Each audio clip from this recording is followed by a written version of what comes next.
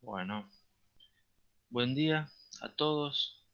A la mayoría no saludé temprano, estábamos entretenidos tonteando con algunos de los chicos. Este, pero antes de arrancar con el repaso, hay tres pequeñas cositas que quiero decir.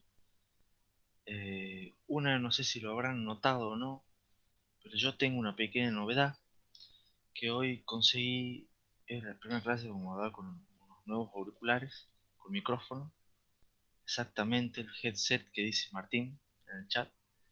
Entonces, la idea es probar si se me escucha mejor, si se me escucha peor. Entonces, vamos a ver cómo sale hoy, pero sí me gustaría que vayan diciendo, por lo menos, no ya exactamente, aunque sea al final de la clase digan, no, la verdad se escucha mejor, o se da lo mismo, o se escucha un poco peor. La idea es que en su momento me habían dicho que había un poco de ruido ambiente. Bueno, la idea es que disminuir un poco el ruido ambiente y mejorar el audio. Sí, Jonas dice que ya estoy para hacer el stream en YouTube.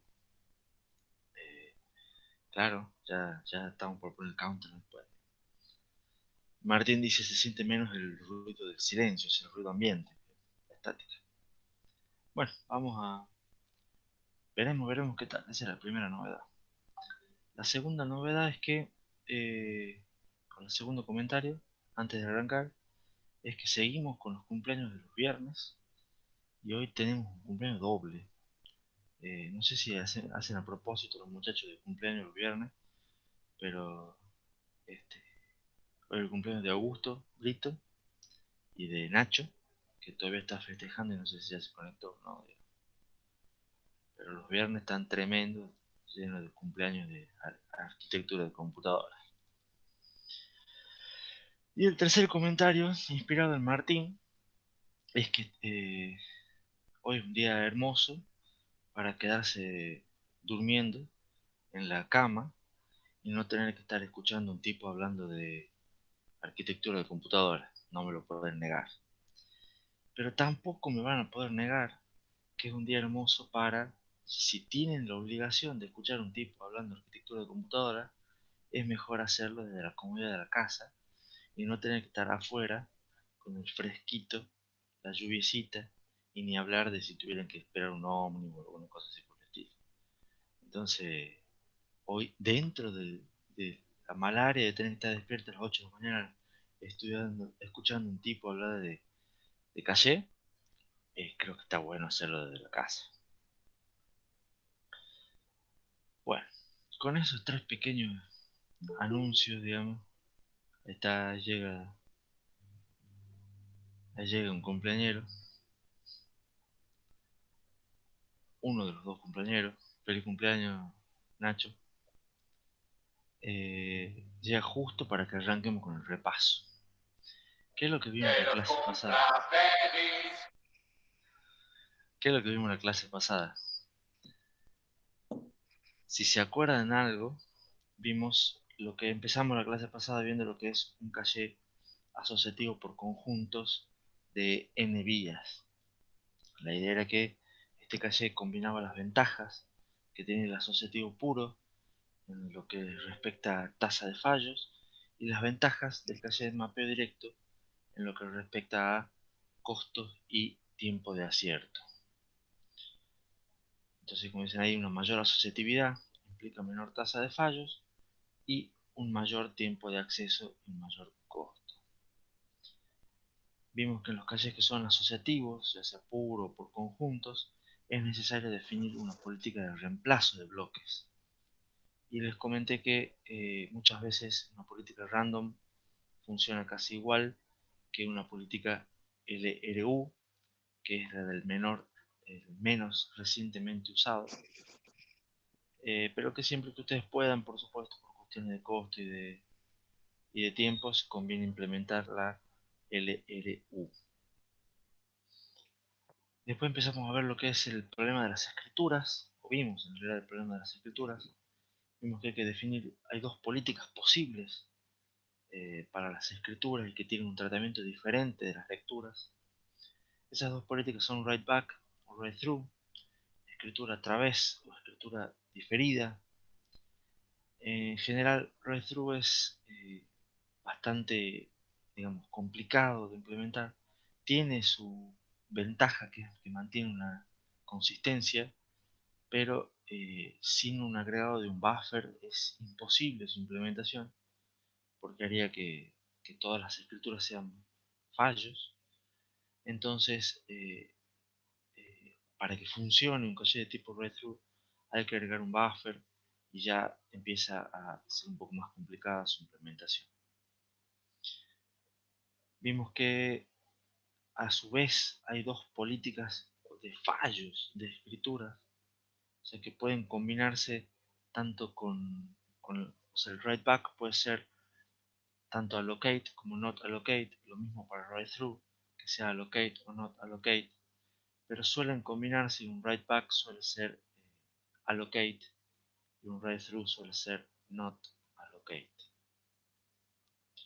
Y finalmente terminamos la clase pasada, que fue larga, fue con muchos conceptos nuevos, hablando sobre el modelo empírico de las 3C para identificar y para determinar los tres tipos de fallos más comunes que hay en todo sistema de memoria, que son los fallos inevitables, que es la primera C, los fallos por conflicto y los fallos por capacidad.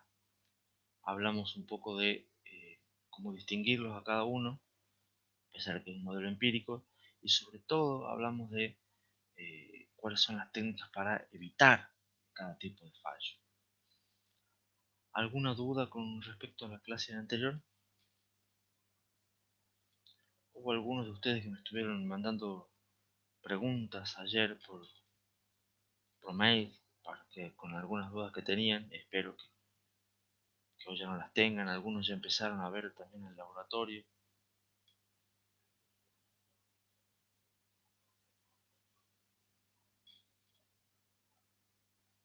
Y ahora estamos con el silencio que precede una pregunta que hizo tempranito Pablo Burgos, que decían, me preguntan si, si va a haber quiz hoy, porque hay gente que no se puede conectar por Wi-Fi, está con los datos. Ahora sí, Pablito, les podés avisar que no va a haber quiz. Estamos. Mirá la alegría de los muchachos. Qué mejor que un viernes en la casa sin quiz. Lindo regalo de cumpleaños, dice Uy. Ah, bueno, pero ahora seguro que el miércoles que viene, ya inevitable. Inevitable. Bueno, vamos con la... ¿Por qué estás enojado, Ignacio? Nacho dice en el chat que está feliz y enojado. Feliz entiendo, pero ¿por qué enojado? O bueno, ¿qué querés tener cuidado? Y está muy bien, dice Nacho que está enojado porque anoche se puso a leer todo. Me parece muy bien que hayas leído toda anoche y no tendría que estar enojado por eso. Pero bueno, hoy vamos a ver bastantes temas, pero al principio vamos a ver cómo impacta el uso de cachés en la performance. Algo vimos el viernes pasado cuando empezamos a ver el impacto del problema de la jerarquía de memorias en, en, en el CPI. Entonces vimos que la idea de los cachés es reemplazar a las memorias ideales que teníamos en los caminos de datos que hemos visto en los temas previos. Y la idea es que cuando ocurre un fallo de caché, el procesador no le queda otra que esperar hasta que se resuelva ese fallo, ¿no? Entonces, ¿cómo influyen estas paradas? O sea, ¿cómo influyen esas esperas? A la larga son nuevas burbujas que va a haber que insertar en el procesador.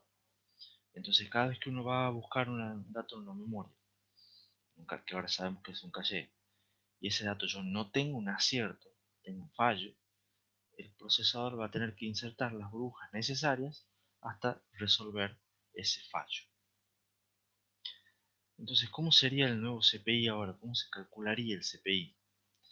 La idea es que siempre tenemos lo que era la base de nuestro CPI base, CPI ideal, que sería, esto ya es el que incluye todos los riesgos que vimos en los temas anteriores, o sea, el CPI ideal del pipeline, más todas las paradas por riesgo, más todas lo que serían las paradas por fallos de caché.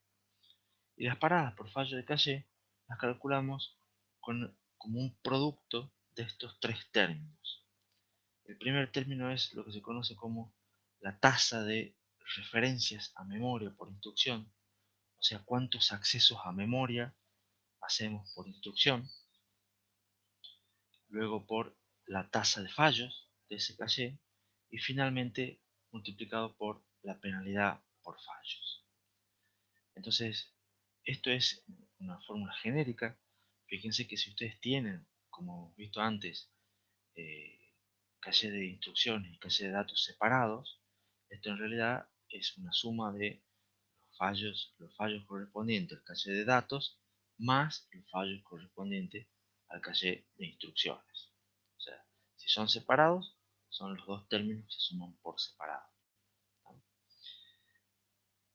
Y esta tasa de referencia de memoria, de accesos a memoria por instrucción, tiene que ver con cuánto se accede a cada memoria.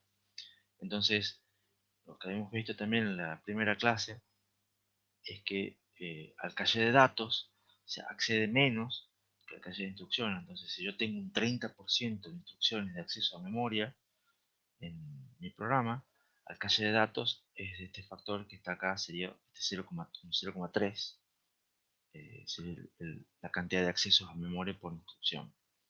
Y para el caché de instrucciones sería, esta tasa sería 1. Y si fuese un caché unificado con una sola fórmula sería 1,3.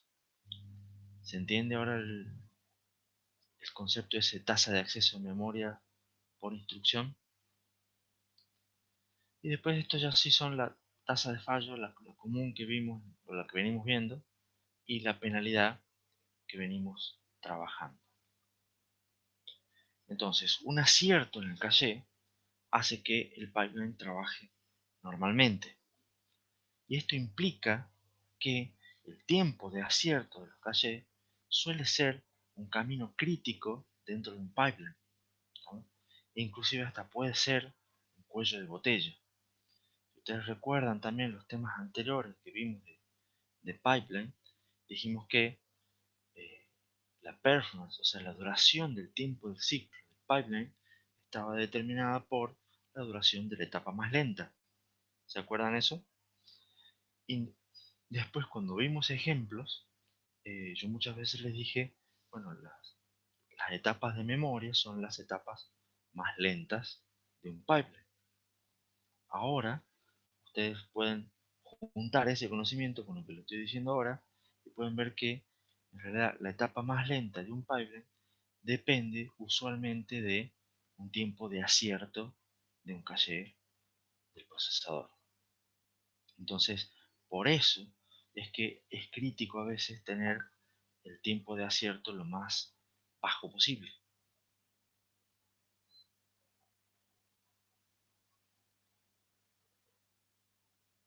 ¿Se entiende? Fíjense que aumentar el tiempo de acierto en un caché puede hacer que me aumente el tiempo de ciclo del caché y por ende perjudique a todas las etapas del pipeline.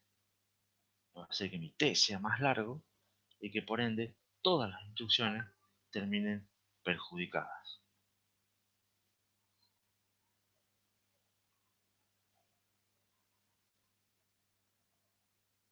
¿Se entiende hasta aquí? ¿Vamos bien?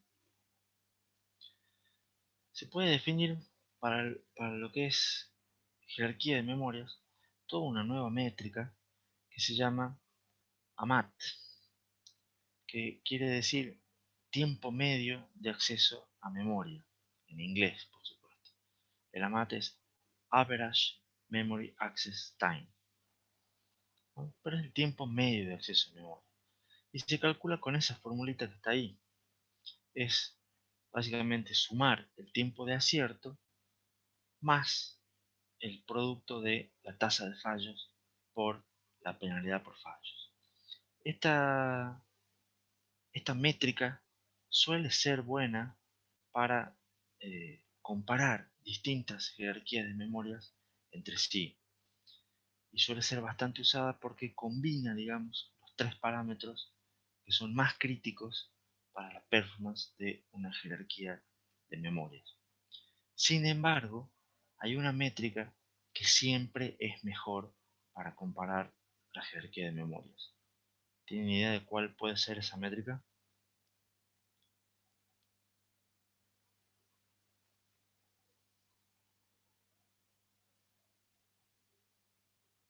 Franco y Pablo dicen, y Nacho también el día de su cumpleaños, dice tiempo de ejecución. Jonás dice las 3T. No sé cuáles serán las 3T, pero hemos visto 3P al principio de la materia y 3C la clase pasada. Ah, las 3T, tiempo, tiempo, tiempo. Muy bien, Jonás. Muy bien, estuvo bien, estuvo bien. Eh, sí, la mejor métrica siempre es tiempo de ejecución de un programa. Estamos en la métrica de performance. Entonces, en realidad, ustedes lo que deberían hacer es calcular la influencia de la jerarquía de memorias en el CPI y con el CPI calcular el tiempo de ejecución del programa. Eso siempre es la mejor métrica. Sin embargo, cuando ustedes pueden hacer ciertas simplificaciones de tengo la misma frecuencia de reloj del procesador, manejo el mismo ISET con el mismo compilador, entonces me genera la misma cantidad de instrucciones, entonces podemos simplificar y el AMAT es una métrica más simple para hacer menos cálculos, pero fíjense que tiene este factor es igual, solamente le sumo el tiempo de hit, ¿no? Entonces ahora, dado una jerarquía de memorias, ¿cómo puedo hacer para mejorar su performance? Y bueno, tengo que tocar alguna de esas tres variables que están ahí. O reducir el tiempo de acierto, o reducir la tasa de fallos, o reducir la penalidad por fallos. ¿Vamos bien hasta acá? ¿Alguna pregunta? ¿Se nota una mejora con el micrófono o estamos en la... o es realmente el mismo?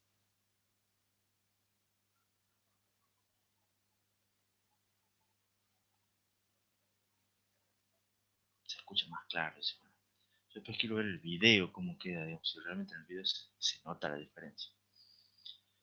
Bueno, entonces lo que vamos a empezar ahora, dice Leo que escucha más bajito. Puede ser, sí, habría capaz que tunear después cómo es el volumen del micrófono. Está bueno eso que me digan, digamos, ya en el recreo vemos de subir un poquito el volumen del micrófono. La idea que vamos a empezar ahora, durante un buen rato de la clase de hoy, es ver cómo hacemos técnicas para reducir esos tres variables principales, tres parámetros principales de la performance de la jerarquía de memorias. Primero vamos a empezar con tratar de reducir el tiempo de acierto, que es realmente la más difícil de las optimizaciones. ¿Por qué? Porque una manera de reducir el tiempo de acierto es reduciendo el tamaño del caché.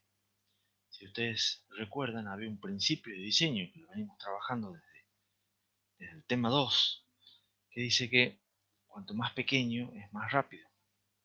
Y eso acá, por ejemplo, en temas de caché, se cumple realmente. Y el tiempo de acierto es menor cuanto más pequeño sea el caché.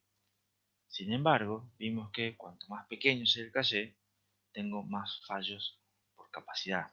Eso me aumenta la tasa de fallos. Entonces, normalmente reducir el tiempo de acierto de esta manera me aumenta la tasa de fallo y me complica otro parámetro de la ecuación. Entonces hay que ver hasta qué punto me conviene. Otra manera de reducir el tiempo de acierto es reducir la asociatividad.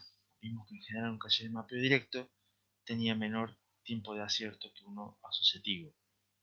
Y a su vez vimos también que reducir la asociatividad me aumenta la tasa de fallos, porque me aumenta los fallos por conflicto. Entonces, en general acá hay una medición en la que, en un gráfico, no una medición, perdón, en la que pueden ver más o menos cómo es el tiempo de acierto. Acá tienen en el eje de la SI tiempo de acierto, graficado para distintos tamaños de calle y con distintas asociatividades. Y lo importante de ver este gráfico, o en este gráfico se puede apreciar que para una misma asociatividad, que sería, supongamos, la barrita negra que está aquí, a medida que va aumentando el tamaño del calle, va aumentando el tiempo de acierto. ¿Lo ven? Y esa es la tendencia que yo les dije recién. Cuanto más chico es el calle, menor, dado una asociatividad, menor es su tiempo de acierto. Y fíjense que esa tendencia casi que se cumple para todas las asociatividades, excepto con esta baja que hay aquí, digamos.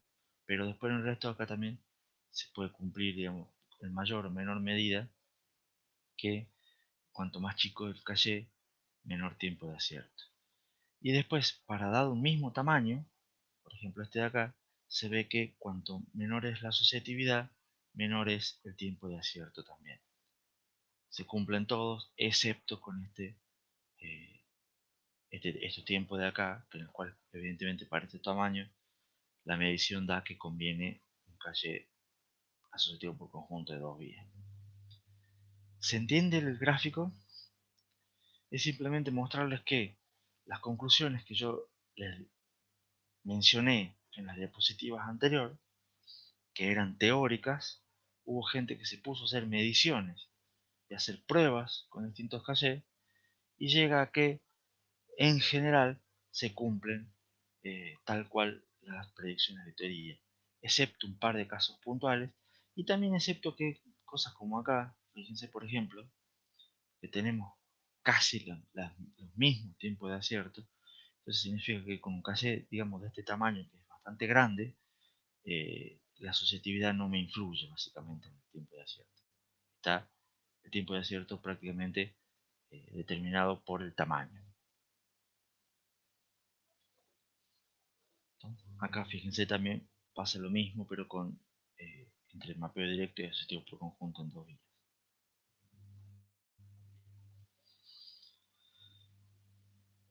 ¿Alguna pregunta?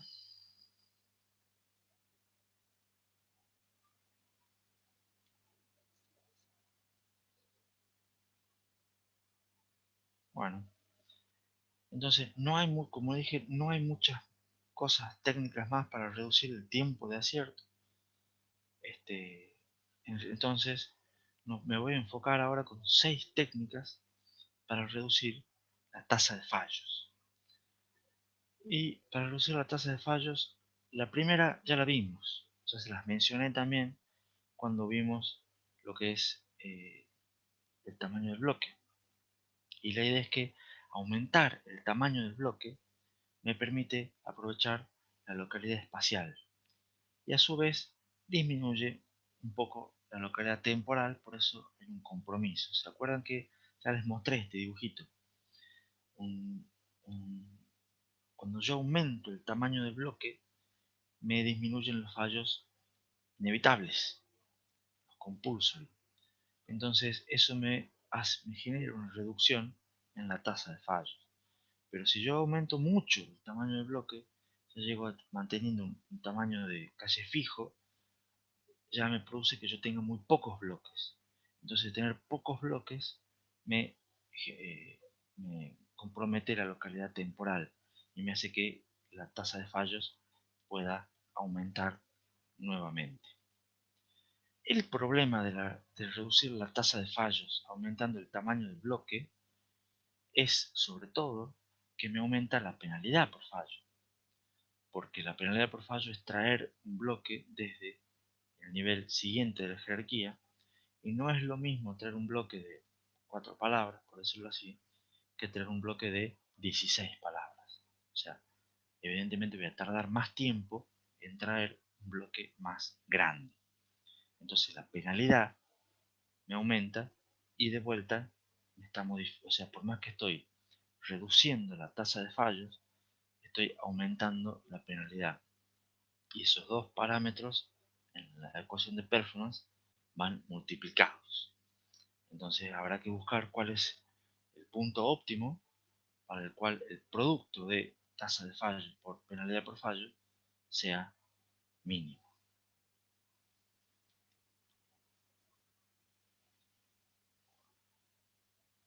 ¿Se entiende? ¿Alguna pregunta?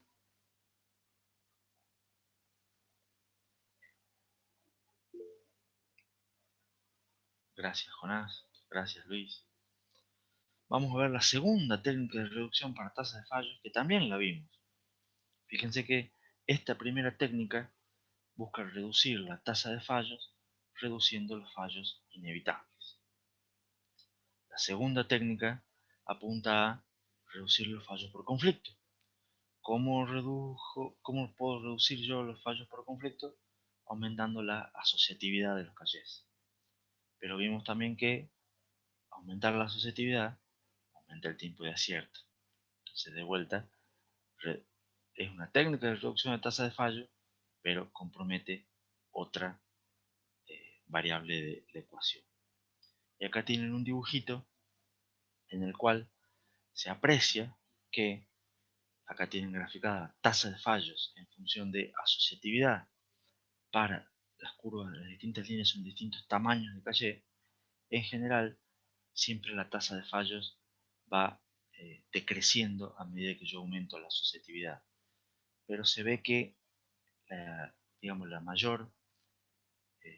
mayor decremento se produce al pasar siempre de mapeo directo a asociativo por conjunto de dos vías.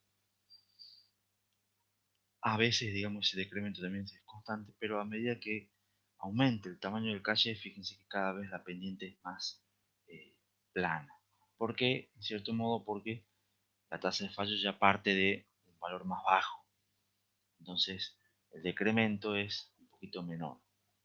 Inclusive, fíjense que para calles muy grandes, prácticamente la tasa de fallos es la misma. Entonces, se va a preferir una asociatividad mayor siempre y cuando el tiempo de acierto sea tolerable. Después tenemos una tercera técnica para reducir la tasa de fallos, que también la vimos, que intenta reducir los fallos por capacidad. ¿Cómo se reducen los fallos por capacidad? Simplemente aumentando el tamaño del caché. Y de vuelta, tengan en cuenta que reducir la tasa de fallos aumenta, o sea, reducir la tasa de fallos aumentando el tamaño del caché puede aumentar el tiempo de acierto. Entonces, fíjense hasta acá cómo vamos viendo que cualquier técnica de reducción de una variable afecta a otras variables. Entonces, en realidad, es acá donde yo les dije que este tema es el tema donde mayor cantidad de compromisos hay. Entonces, siempre hay que ver el resultado final, que es lo que conviene. No hay ninguna regla, ninguna receta. Hay tendencias generales.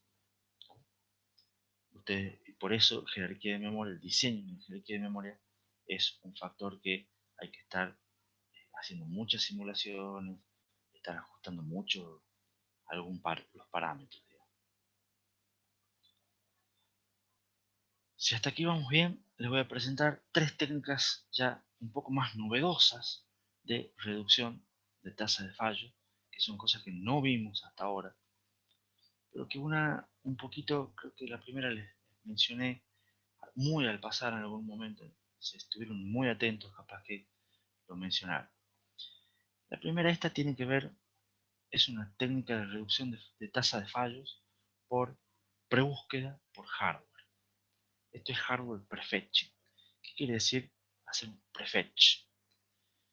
Normalmente, en todos los casos que yo les vengo mencionando acá implícitamente, cuando ustedes tienen un fallo, van y buscan un bloque, o sea, tienen un fallo de memoria, van a buscar al nivel siguiente de la jerarquía el bloque que contiene la palabra que ustedes están tratando de acceder y que no está en el caché. Entonces van y buscan y traen el bloque, porque el bloque es la unidad mínima de transferencia entre dos niveles de jerarquía de memoria. Ahora, la parte implícita, digamos, de esto, es que yo siempre les dije que ustedes tienen un fallo, ese fallo pertenece a un bloque, van y buscan un bloque. Y la pregunta es, ¿por qué no buscan más de un bloque? Usted dice, bueno, pero yo necesito una palabra dentro de un bloque. Bueno, justamente la idea de la prebúsqueda por hardware es decir, che, en vez de buscar un bloque, el bloque que estoy necesitando, busquemos dos bloques o más. Pero supongamos busquemos dos. El que estoy necesitando, en el caso de fallo, y busquemos otro más, por las dudas. Total, si la memoria puede y nada me lo impide, voy en vez de traer un bloque, traigo dos bloques. Y aprovecho, de algún modo, localidad espacial. Sin embargo, no puedo poner ese segundo bloque en el caché. ¿Por qué? Porque, porque digamos, no tuve todavía accesos al caché, entonces estaría rompiendo un poco la funcionalidad del mapeo directo, de la asociatividad, ocupando datos en el caché con cosas que realmente no accedí, o sea, no estoy aprovechando la localidad. Entonces lo que se hace es, se guarda otro buffer, se mantiene un buffer de prebúsqueda, en los cuales se dice, cuando yo tengo un fallo, voy y busco el bloque que me produce ese fallo y lo traigo, lo guardo en el caché. Y de paso busco el bloque siguiente o los bloques siguientes y los guardo en un buffer que está a la par del caché. Un buffer al costadito, un buffer de prebúsqueda, que es donde están todos los bloques pendientes, digamos que los busqué por las dudas. ¿No? Entonces, si después eventualmente continúo con la ejecución, tengo un nuevo fallo de memoria, la idea es que busco en el caché, entonces no está el bloque, entonces por eso determino que tengo un fallo, pero antes de ir a buscar memoria, me fijo, che, por las dudas, no lo tengo ahí en el buffer de pendientes. Si lo tengo en ese buffer de prebúsqueda, entonces directamente lo copio al caché, no hace falta que lo acceda a memoria y no pago penalidad. ¿Se entiende? Entonces ese buffer de prebúsqueda es un buffer de los voy a buscar a los bloques y los tengo por las dudas. Si después los necesito, los copio en el caché y ahí no pago penalidad. Y si no los tengo en el buffer de prebúsqueda, bueno, un fallo de verdad y tengo que ir y buscarlo a memoria. ¿Se entiende la idea? Entonces, si tengo que buscar también el buffer, me aumentaría un poco el tiempo de acierto. Y sí, podría aumentar un poco el tiempo de acierto también. En realidad, sí. A ver, déjame que lo piense. Eh, Podría ser, depende mucho cómo sea la implementación. Te podría aumentar el tiempo de acierto, o en realidad vos podrías decir que el tiempo de eh, acierto es el mismo, pero lo que vos haces en realidad es no tener una penalidad adicional. Habría que ver realmente cómo se implementa ese buffer. Es buena la pregunta, pero, pero la idea es que vos, cuando vos ya sabés que tenés un fallo, o sea, vos ya buscaste en cierto modo en el caché eh, y ese dato no está en el caché, lo buscás en el buffer y decís, ah, bueno, mira, está aquí, entonces, en realidad, hagamos de cuenta como que tengo un fallo, como un caché adicional, por decirlo así, que lo que te hace es reducirte, fíjate, la tasa de fallo, que hace que el acceso ya no sea un fallo, sino que sea un nuevo acierto. Entonces sí, si vos, depende cómo esté hecho ese buffer, pero es probable que sí te aumente el tiempo de acierto. Es buena la pregunta del Leo, digamos.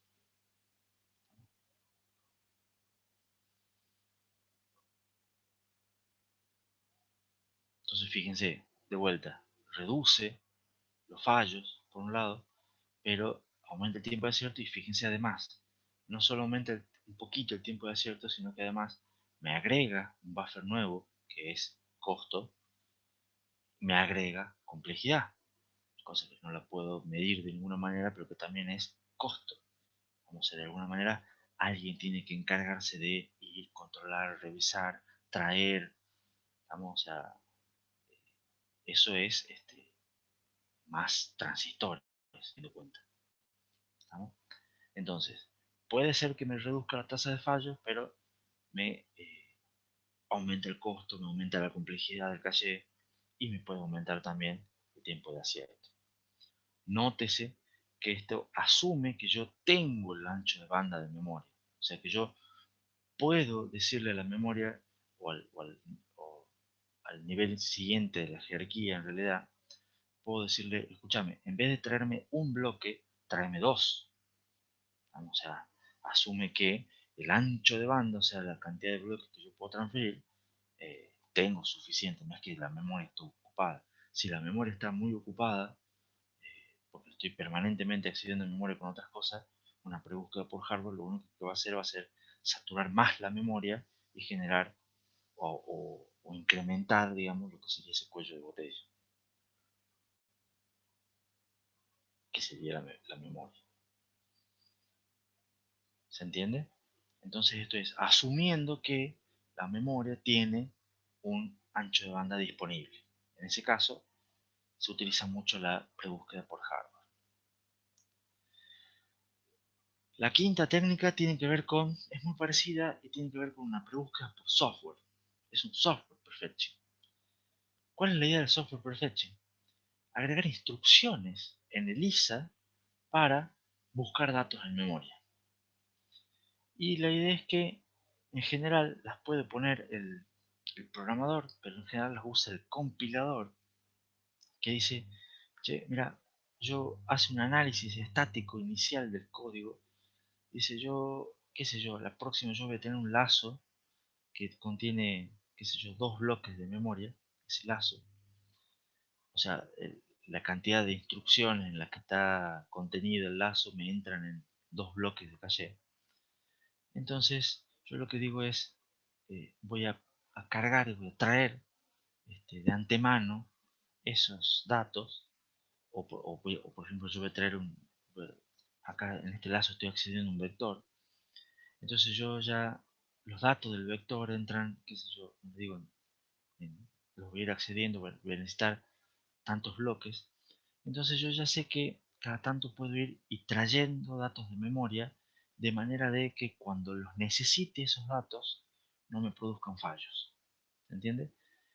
Entonces, eso es, por supuesto, siempre y cuando, de vuelta, no esté accediendo a memoria. O sea, cuando tenga instrucciones de procesamiento, sin loads y sin store, intercalar, si son muchas las instrucciones de procesamiento, intercalar por ahí una instrucción de prebúsqueda, de manera que vaya cargando datos para que cuando lleguen las instrucciones de acceso a datos ya estén con los datos cargados y no tenga que, no me generen fallos.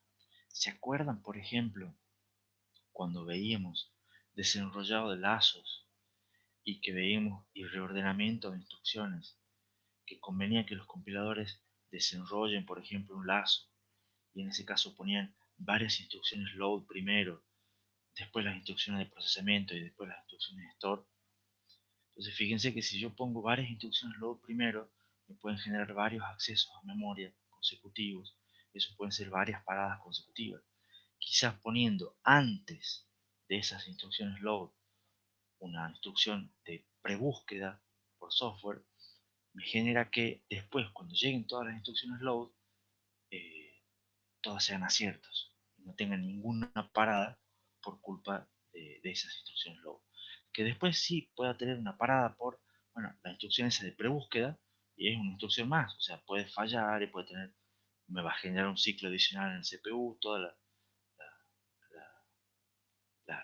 las cosas clásicas, digamos, de una instrucción más, pero puede evitarme fallos. ¿Sabes? Por supuesto que estas instrucciones consumen tiempo. Son instrucciones y tienen que ejecutar. Está claro, digamos. Y pueden tener fallos y pueden tener todos los problemas.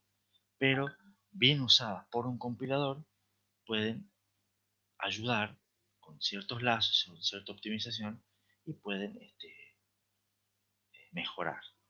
Ya está en cada programa, en cada programador, evaluar si vale la pena o no usar este tipo de instrucciones. Y también suelen ser usadas cuando hablamos de ejecución especulativa.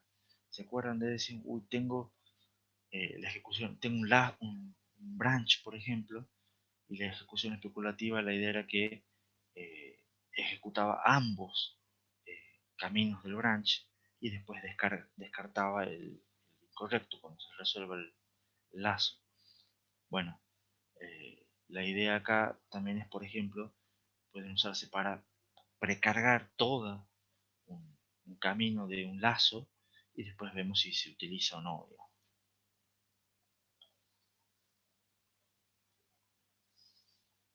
¿Se entiende entonces lo que es la prebúsqueda por software?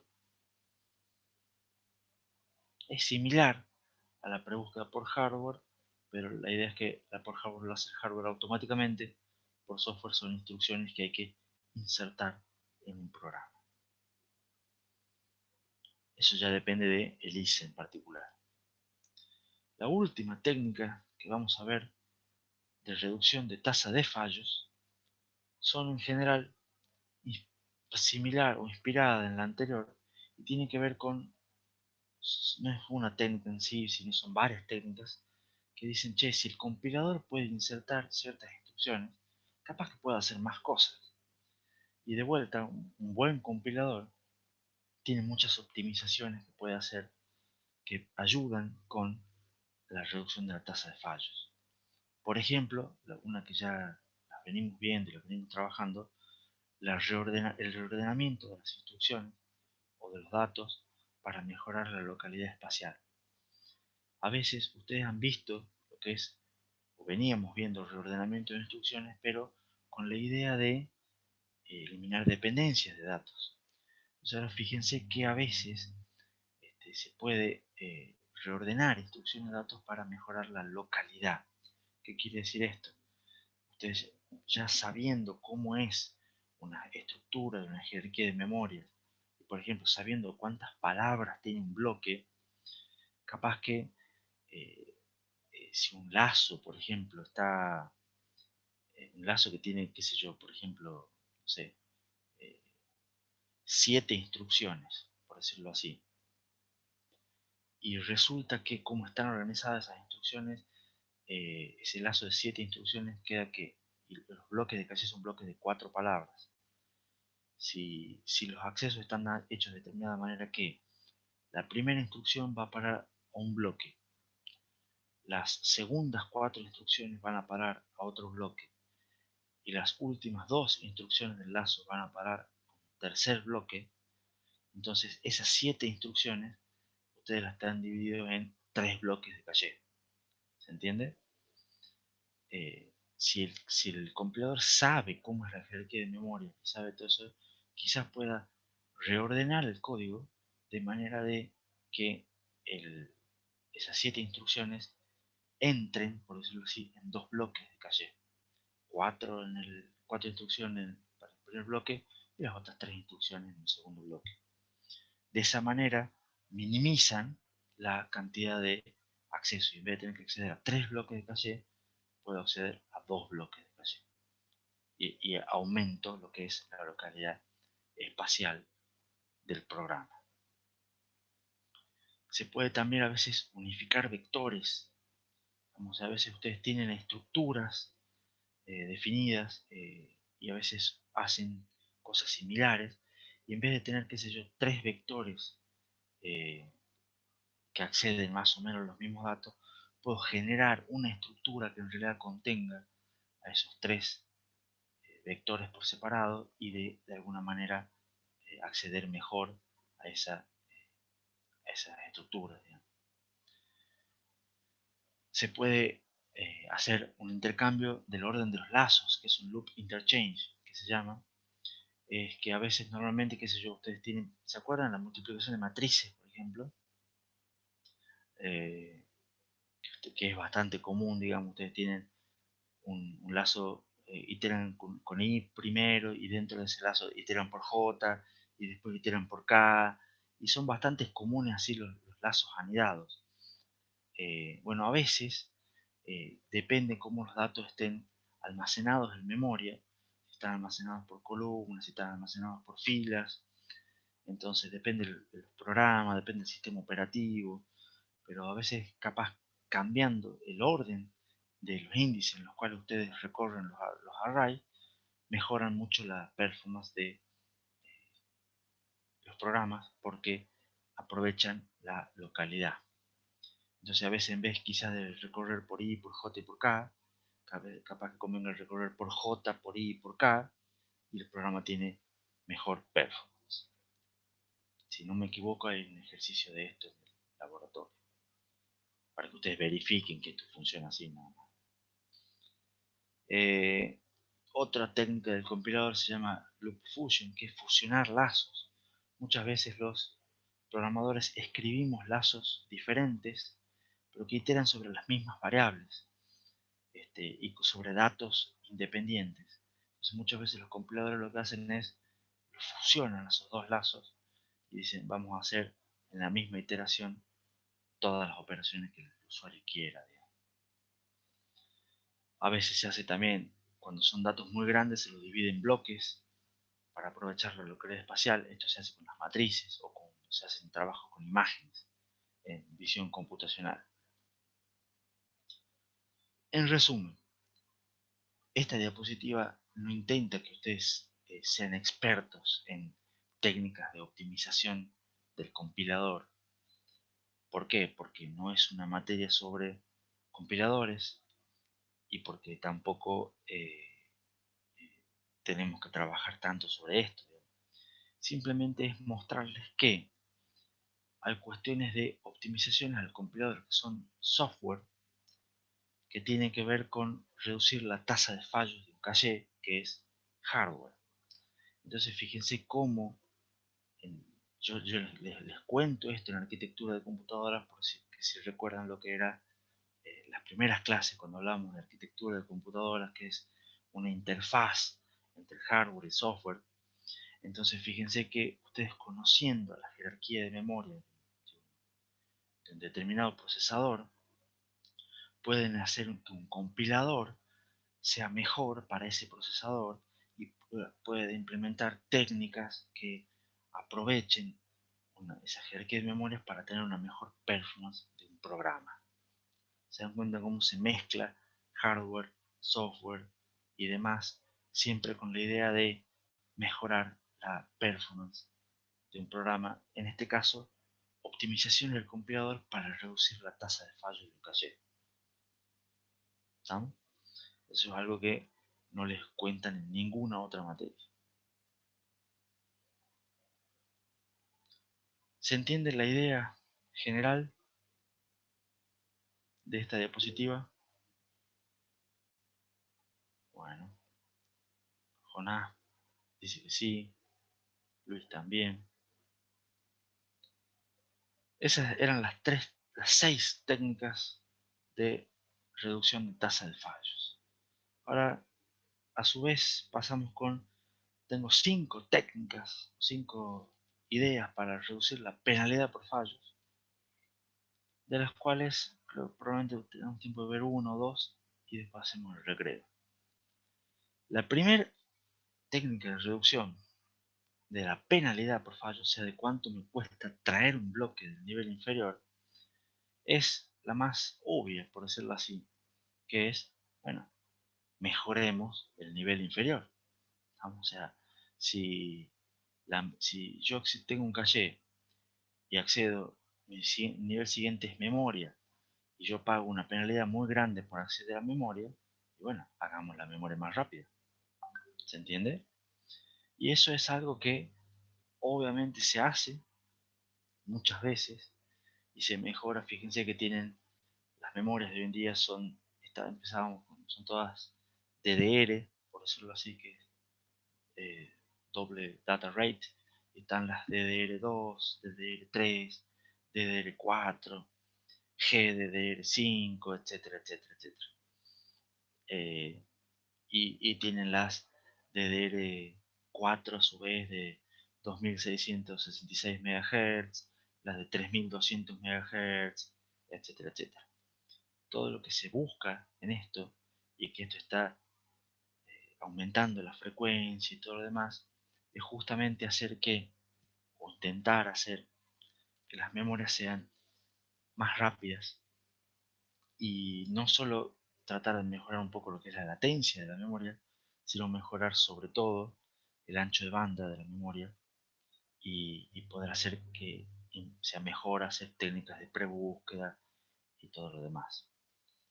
Entonces se mejora el ancho de la transferencia, se mejora la tecnología de la memoria, y eso está permanentemente cambiando, permanentemente aumentando. Se está investigando mucho sobre esto. ¿Por qué? Porque las memorias, como lo dije al principio de este tema y como lo dije al principio de la materia, siguen siendo lentas, bastante lentas en comparación con los procesadores. Entonces hay mucho trabajo, muchas cosas puestas para mejorar la tecnología de la memoria principal y hacerla más rápida. La segunda técnica para reducir la penalidad por fallos tiene que ver con no esperar que se cargue el bloque completo. ¿Qué quiere decir esto? Ustedes van, tienen un fallo, ya saben que tienen un fallo, tienen que traer todo el bloque de memoria. Entonces, lo que veníamos haciendo hasta ahora, hasta acá, era, bueno, yo voy, busco el bloque, y cuando el bloque completo está cargado en el caché, se le avisa al procesador: listo, ya tengo el bloque, ahora podés continuar con la ejecución del programa. Ya podés seguir con el dato que vos tenías. Pero cuando los bloques son grandes, la idea justamente es, dijimos que la penalidad aumenta, pero la idea acá es no esperar que se cargue el bloque completo. ¿Por qué? Porque yo en realidad no necesito el bloque completo, sino que yo necesito un dato de ese bloque. ¿Se entiende? Entonces hay una técnica que se llama Early Restart, que es traducido como recomienzo temprano, en el cual voy llenando el bloque con todas las palabras. Son bloques, estamos hablando de bloques de muchas palabras. Voy cargando, le pongo la primera palabra, le pongo la segunda palabra, le pongo la tercera palabra. Y si resulta que justo la tercera palabra era la que yo realmente necesitaba, yo le digo al procesador: che, procesador, ya tengo la palabra que vos me pedías, entonces tomá, ya podés seguir vos con la ejecución del programa. No he terminado todavía de cargar el bloque, pero lo cargo en paralelo, lo termino de cargar el bloque, en paralelo vos ya podés seguir ejecutando. ¿Se entiende? Entonces esta técnica, digamos, es buena, pero va a depender mucho de cuál es la palabra del bloque que yo esté necesitando. Si uno normalmente pide la última palabra del bloque, entonces es lo mismo que esperar que se cargue el bloque completo, y la técnica no ayuda en nada. Pero si uno de casualidad pide la primera palabra del bloque, entonces va a ser una técnica que se le va a sacar mucho el jugo, ¿no? Porque al pedir la primera palabra, eh, la primera palabra que se trae va a ser esa, se le va a pasar el control, se le va a devolver el control del procesador para que siga la ejecución, y se va a continuar cargando el resto del bloque en paralelo. Una técnica muy similar que a la Early Restart se llama Critical Word First, y la idea es decir, bueno, en esa Early Restart yo funciona bien si yo justo voy a pedir la primera palabra del bloque. Pero yo no sé, en realidad, cuando hago un pedido, no sé si voy a pedir la primera palabra del bloque, la segunda o la última. Y no siempre puedo saber tampoco. Entonces, no voy a tener una gran ventaja con el restart. Entonces hay otra técnica que se llama Critical Word First, que es palabra crítica primero, que la idea es decir, bueno, a ver, si yo de un bloque que tiene 8 palabras, supongamos, yo, el procesador pide la quinta palabra, digo, bueno, hagamos que la memoria traiga primero la quinta palabra, devuelva justo esa palabra, le transfiero el control al procesador para que siga trabajando y yo después continúo cargando el resto, que son las 4 anteriores y las que siguen. Vamos, las 2, 3 que siguen. Entonces, eh, esto es mejor, por supuesto, porque siempre me aseguro de que la primera palabra que se carga en el bloque es la que yo necesito, y por supuesto devuelvo el control al procesador más rápido, entonces pago una penalidad mucho menor, pero es más complicada la carga del resto del bloque, ya que acá tengo que cargar a veces una palabra del medio y después acceder a las palabras que eran anteriores y después con las posteriores. Entonces este Critical Word First es usado, el Error Restart también, pero agregan complejidad. Se agregan bastante complejidad, sobre todo en Critical Word First, a costa de reducir la penalidad por fallos. En general, para terminar esta diapositiva, estas dos técnicas son útiles con bloques grandes. O sea, si yo tengo un bloque de eh, una palabra o bloques de 2 palabras, no, no, se le, no se le aprecia, no se puede apreciar, digamos, la ventaja de esto. Con bloques de 4 palabras, ya quizá un poquito, y con bloques de 8 palabras o más, ya se empieza a apreciar la reducción de la penalidad, porque se acuerdan que tener bloques grandes me aumentaba la penalidad. Entonces, tener bloques grandes para disminuir fallos con fallos inevitables, con alguna de estas técnicas para reducir la penalidad, es una solución bastante viable. El restart es bastante utilizado en caches de instrucciones. Si se lo utiliza sobre todo en caches de instrucciones porque en los caches de instrucciones se ve que en general son cosas secuenciales, a menos de los saltos. Entonces muchas veces puede ocurrir esto de pedir la primera palabra del bloque. Entonces ahí el error restart no agrega mucho costo y sí se obtiene una buena ventaja. Y lo que es importante es que hay que tener en cuenta que ambas técnicas no garantizan que sea una mejora. ¿Por qué? Porque ¿qué pasa si yo, supongamos que ustedes tienen un bloque grande de 8 palabras, Critical Word First, supongamos ustedes piden la quinta palabra, entonces van, piden la quinta palabra, efectivamente les trae el controlador esa palabra, y ustedes, bueno, yo continúo en paralelo con la carga de las otras palabras del bloque. ¿Y qué pasa si ustedes inmediatamente a continuación piden alguna de esas otras palabras del bloque? ¿La tienen en el caché o no la tienen en el caché? En realidad, como el bloque es uno solo, ustedes deben decir, sí, bueno, tengo un acierto, pero en realidad todavía no la trajeron, ¿se entiende? Porque la están trayendo, le van a traer en paralelo, pero bueno, eso demora tiempo. Entonces, si ustedes tienen un acceso muy seguido del que provocó un fallo, y todavía no terminaron de cargar el bloque, no pagaron la penalidad, digamos, eh, el hacerlo en paralelo no terminó de hacerse en paralelo, eso va a generar que igual tengan que esperar, porque igual tienen que esperar que se resuelva el fallo. Entonces, si ustedes tienen accesos muy seguidos, eh, puede que en realidad no estén aprovechando ni el Error Restart ni el Critical Word First.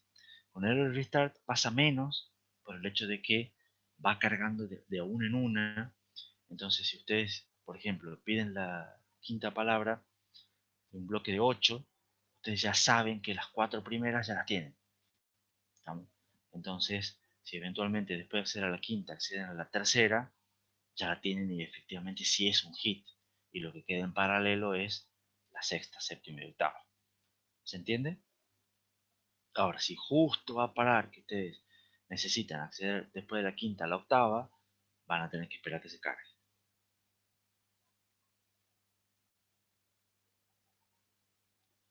¿Se entendió entonces estas técnicas de reducción de penalidad que implican no esperar que un bloque grande se cargue por completo?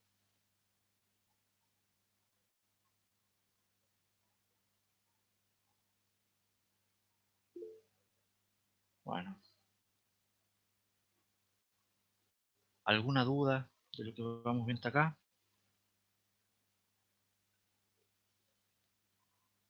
Entonces ahora sí, yo propongo que hagamos un recreo. Son las 9:04, vamos hasta las 9:14 y aprovecho para subir un poquito el volumen y dormir una siestita de 10 minutos, dice Martín. No te me duermas, Martín. Anda, hacete un café en tu cafetera o algo, cual sea tu técnica. Y nos vemos en unos minutitos. ¿Estamos?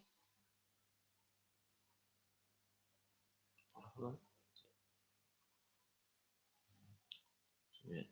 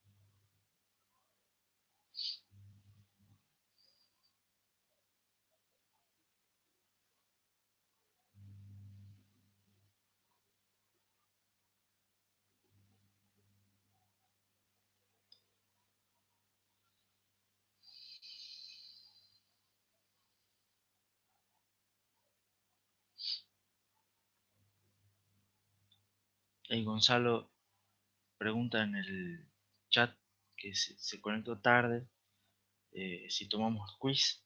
No, Gonzalo, queda tranquilo, no hubo quiz hoy. Lo que sí te perdiste es que, bueno, primero que reconocimos que estaba hermoso para quedarse durmiendo un ratito más, está fresco y lluvioso.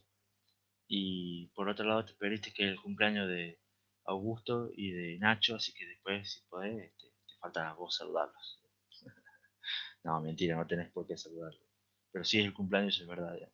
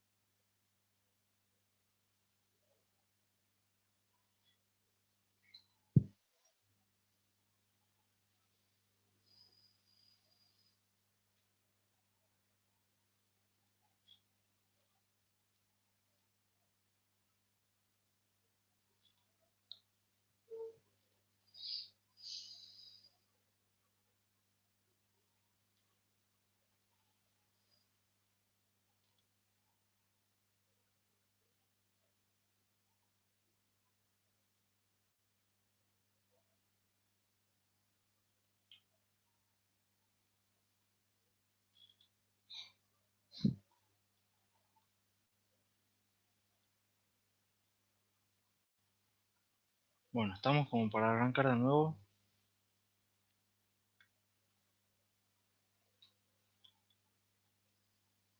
Ya se levantaron, dieron un par de vueltitas, se prepararon un café. La idea es no dormirse.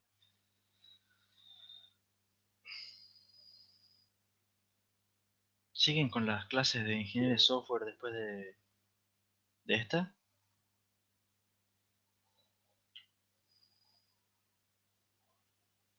O sea que tienen tirón largo hasta las 12. Y bueno,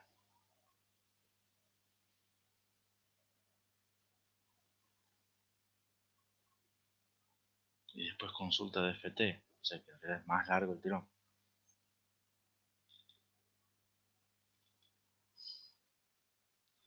Bueno, retomemos. Ah, ya, las 13. Bueno, por lo menos rinden, pero ya no tengo nada que ver. Yo, digamos. Pero creo que me pasaron, me contó un pajarito como que son medio sencillos las evaluaciones de FT. ¿Puede ser? O nada que ver.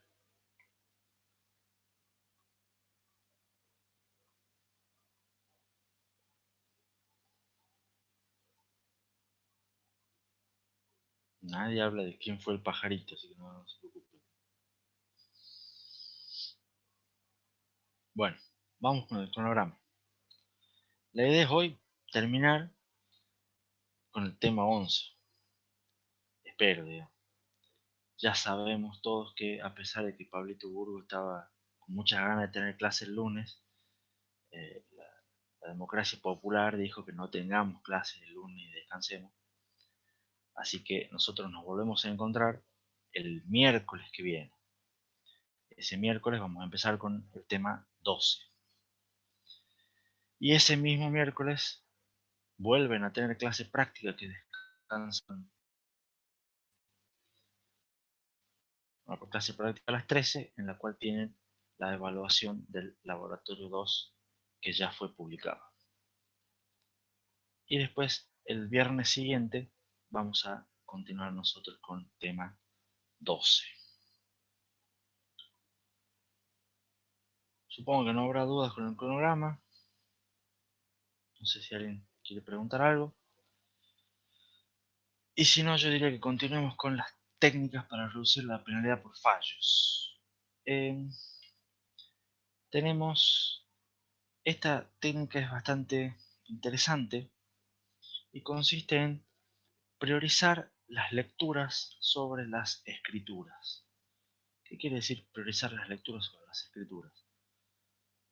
Por ejemplo, ustedes cuando tienen un cache write back, ¿se acuerdan lo que era un cache write back? Espero que sí. Ustedes tienen un fallo, en ese cache van a buscar un dato, ese dato no está, entonces tienen un fallo. Cuando tienen que traer un bloque nuevo, resulta que por algún motivo, porque no hay lugar o porque va a parar el mismo bloque, tienen que sacar un bloque del cache y ese bloque del cache ha sido modificado. ¿Está? Entonces, lo que ustedes les conté yo que tienen que hacer es escribir ese bloque en memoria, porque ha sido modificado, entonces tienen que copiarlo a memoria y luego traer el bloque nuevo y ubicarlo en el cache. Entonces hemos dicho que por eso la penalidad en un cache write back, cuando ha sido modificado el bloque, la penalidad es doble. ¿Se acuerdan de esto que vimos en la clase pasada?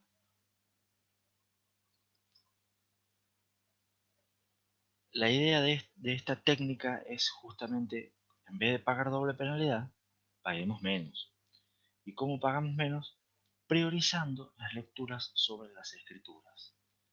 La idea es poner al cache write back también un buffer de escritura, como habíamos dicho que utilizábamos en el cache write through.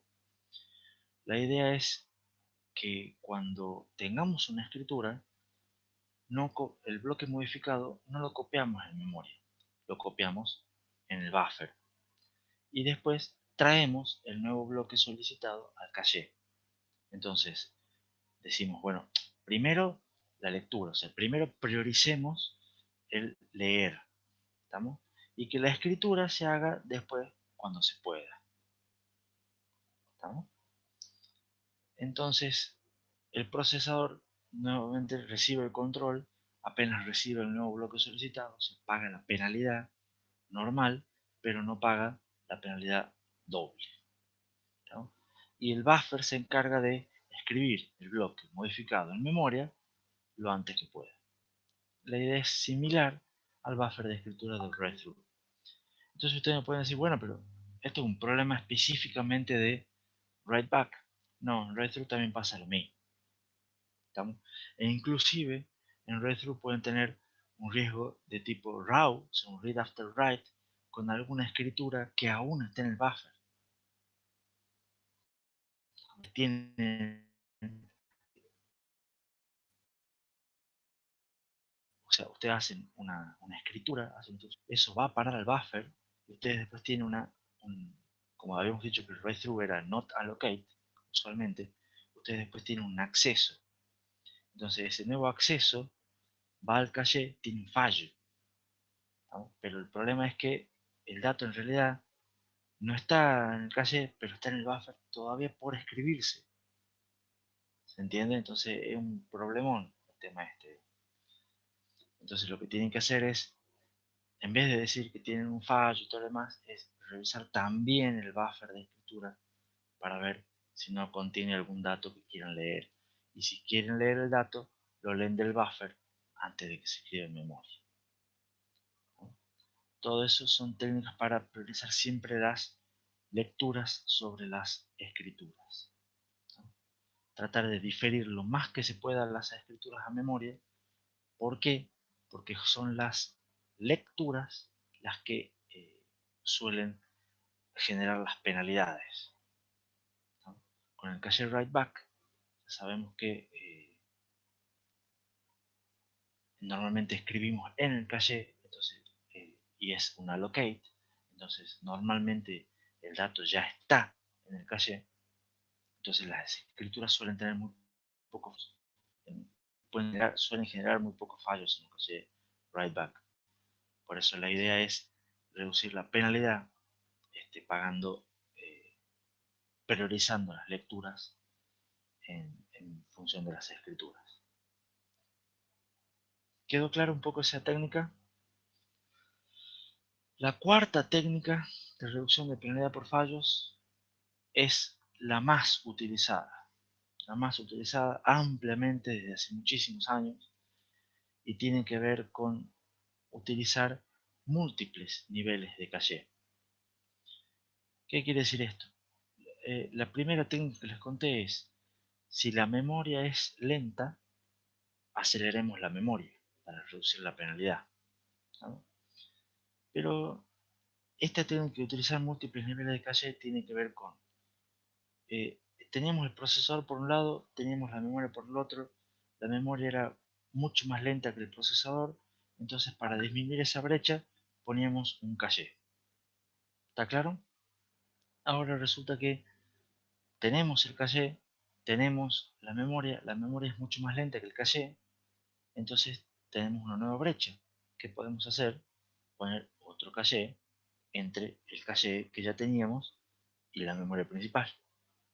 Esa es la idea clave, ¿tá? Para justamente la penalidad del acceso a memoria, bueno, en realidad va a estar reemplazada por un nuevo acierto o un nuevo caché. Entonces, la idea justamente es colocar entre el caché, que ahora va a pasar a ser mi caché de primer nivel, y la memoria principal, colocar un nuevo nivel de caché que ahora se va a llamar caché de segundo nivel. ¿Tá? Esto ustedes capaz que ya lo escucharon antes, ya lo vieron, es bastante común. Y la idea es que este L2 puede ser más grande y puede ser más lento que el caché de nivel 1.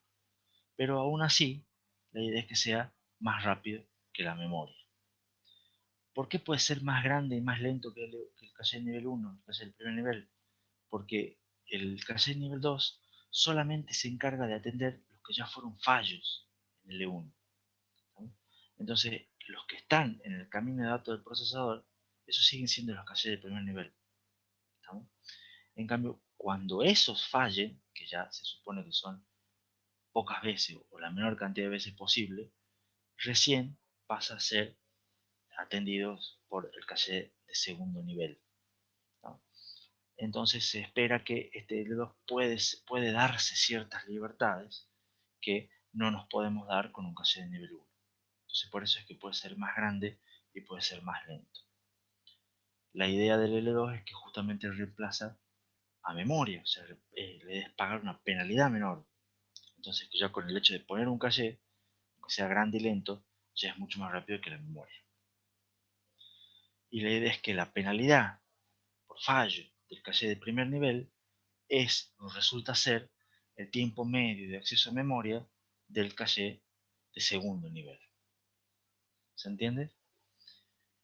Y a esta idea de los múltiples niveles de caché lo podemos seguir repitiendo todas las veces que consideremos necesario. O sea, si después vemos que la penalidad del caché de nivel 2 por acceder a memoria es muy grande, y bueno, pongamos un caché de nivel 3, aunque sea más grande que el caché de nivel 2, pero más lento que el caché de nivel 2, pero aún así más rápido que la memoria principal. Y en general, digamos que la penalidad por fallos de un nivel dado va a ser el tiempo medio de acceso a memoria del nivel siguiente de la jerarquía de memoria. Entonces, como les puse acá, la penalidad por fallos del caché de nivel 1 es el tiempo medio de acceso a memoria del caché de nivel 2. Si tengo un tercer nivel, la penalidad por fallo del caché de nivel 2 es el tiempo medio de acceso a memoria del nivel 3. ¿Se entiende? Y así con todos los niveles de caché que yo pueda agregar. Un par de consideraciones sobre tener múltiples niveles de caché. En general, el último nivel de caché, que ya recibe hasta un nombre específico, que es el LLC, el Last Level of Cache en inglés. Ojo, este último nivel puede ser el primero, puede ser el segundo, puede ser el tercero, no importa cuál. En el último siempre se prioriza tener una muy baja tasa de fallos. Se espera que el último caché de nivel tenga la tasa de fallos lo menor posible. Entonces ese último nivel suele ser muy grande para tener la menor cantidad de fallos por capacidad, suele ser muy asociativo para lo más asociativo que se pueda, para tener la menor cantidad de fallos por conflicto. La idea de que ese último nivel de caché tenga una tasa de fallos muy baja es justamente evitar acceder a la memoria principal, reducir lo más que se pueda la cantidad de accesos a memoria principal. También ese último nivel de caché suele ser de tipo write back, con el mismo criterio, tratar de reducir al mínimo los accesos a memoria. Y en general, en el primer nivel de caché, si es que hay varios niveles de caché, se prioriza tener un tiempo de acierto mínimo. En este primer nivel de caché, la variable más crítica es el tiempo de acierto. ¿Por qué? Por lo que dije en el momento de la clase de hoy. El tiempo de acierto de un caché de primer nivel influye directamente en la duración de las etapas del pipeline. Entonces, por ese criterio, digamos, cuando tenemos múltiples niveles, se suele hacer que el primer nivel tenga un tiempo de acierto mínimo y que un segundo o tercero, o cada nivel, digamos, de la jerarquía suele tener distintos criterios de optimización. ¿Tam? También por ese motivo, los cachés de primer nivel suelen ser separados, tanto para datos e instrucciones. Ustedes ya vieron que por cuestiones de riesgos estructurales era conveniente tenerlos, bueno, ahora también por una cuestión de tiempos de acierto, también conviene que sean separados.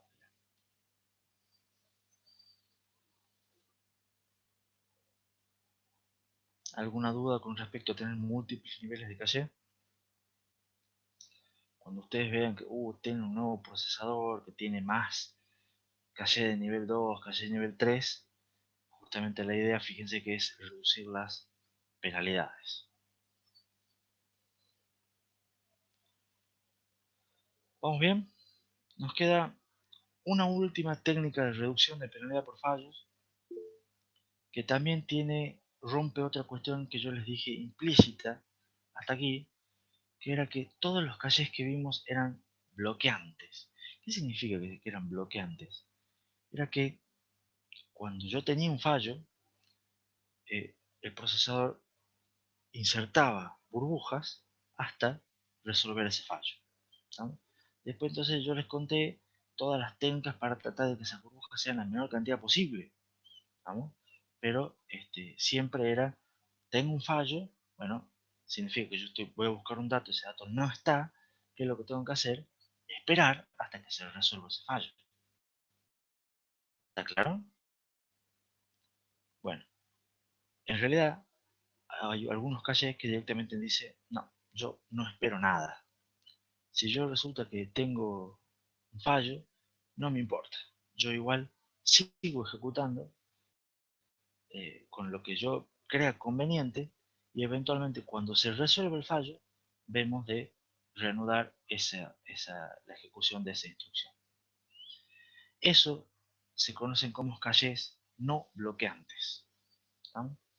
Entonces, dicho de otra manera, lo que acabo de explicar, ustedes van a memoria, van a buscar un dato o una instrucción, ese dato no está, o esa instrucción no está, entonces el cache tiene un fallo. La idea es, no importa, sigamos con el resto de las instrucciones y después resolvemos este fallo.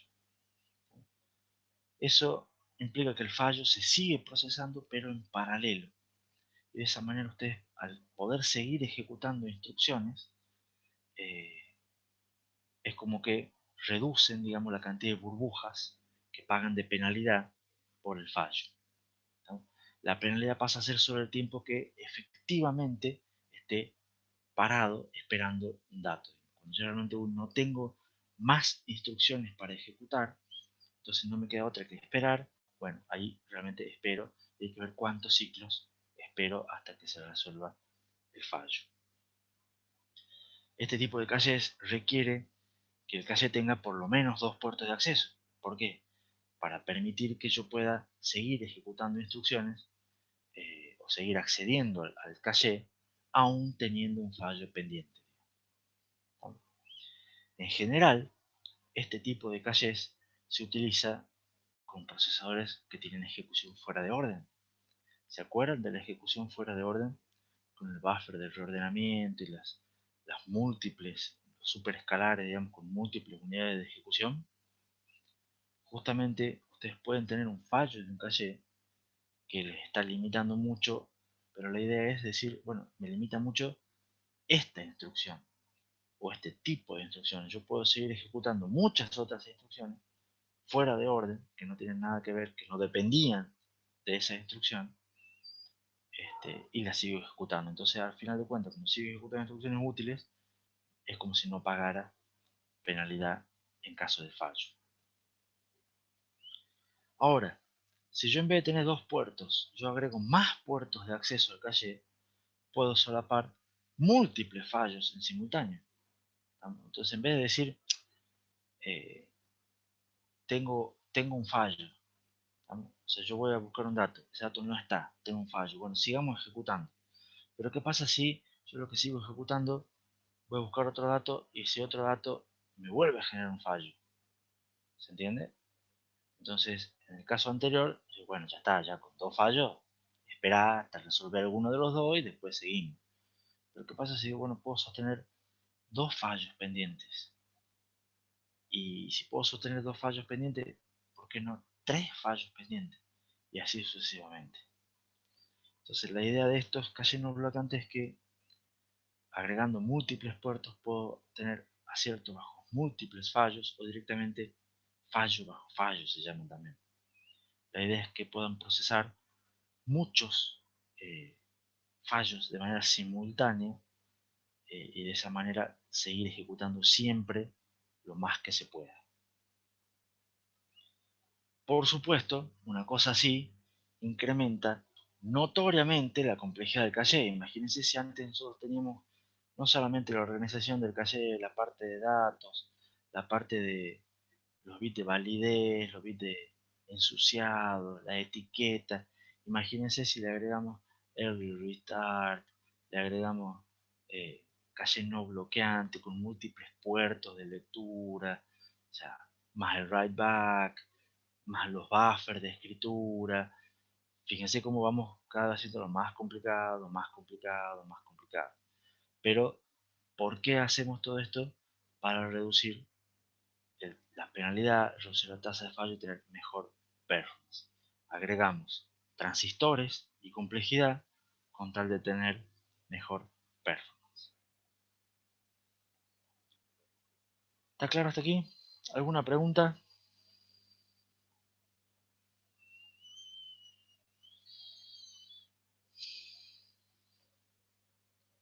¿Se me durmieron todos con las técnicas? No, Jonás dice que no tiene ninguna pregunta. Y ya para ir finalizando el tema, les voy a mostrar lo que son las jerarquías de caché de los procesadores que utilizamos como ejemplos cuando vimos el tema 9, Pipelining avanzado. Entonces les voy a mostrar cómo son las jerarquías de memoria de esos procesadores. Vamos a ver dos procesadores, les recuerdo un poco, dos procesadores que utilizan eh, arquitectura de ARM, ELISA de ARM, que son, vamos a ver un procesador, justo uno de ARM, un Cortex A76, después uno de Samsung.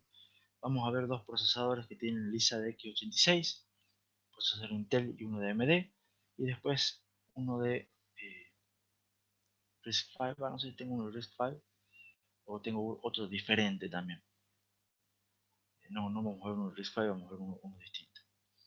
Bueno, entonces, ¿cómo es la jerarquía de caché del Cortex A76? El Cortex A76 es un procesador que está en varios celulares de gama alta o gama media alta que ustedes pueden llegar a tener en sus bolsillos, digamos, o capaz que conozcan a alguien que tiene.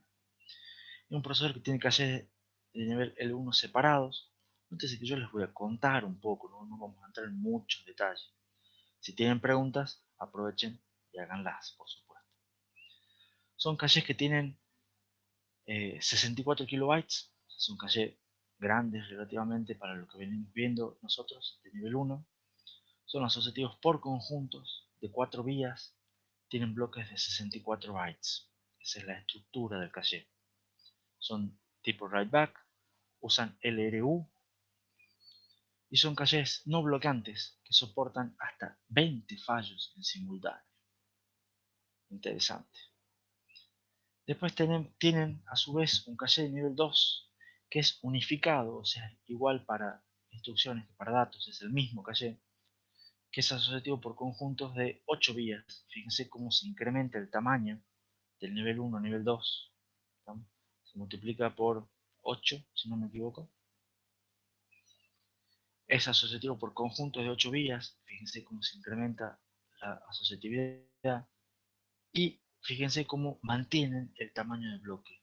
64 bytes, 64 bytes. ¿Por qué? Porque los bloques siempre es la unidad de transferencia.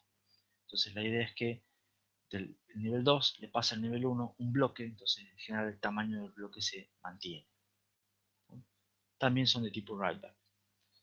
Este caché, por ejemplo, posee 4 buffers de prebúsquedas por hardware. O sea, cuando va a buscar un bloque va a buscar 4 más. También son no bloqueantes y soporta hasta 46 fallos simultáneos.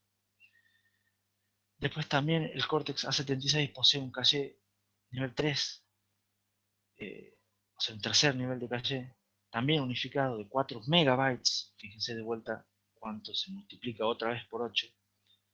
Asociado por conjunto de 16 vías. Fíjense cómo vuelve a aumentar la asociatividad. Y tiene bloques de 64 bytes.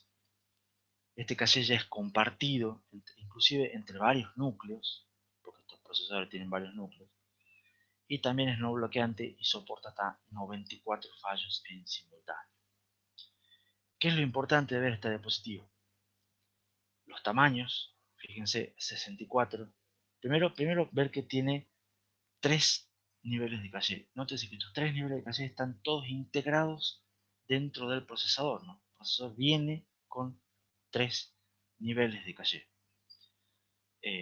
Fíjense cómo primero tiene 3. Fíjense los tamaños. Este es bastante grande, este es un término medio, y este, a pesar de todo, lo siguen manteniendo lo más, se mantienen chico, por decirlo así. Fíjense cómo la asociatividad va aumentando. ¿Por qué? Porque acá me interesa minimizar la tasa de fallos, acá me interesa minimizar el tiempo de acierto. ¿Vamos?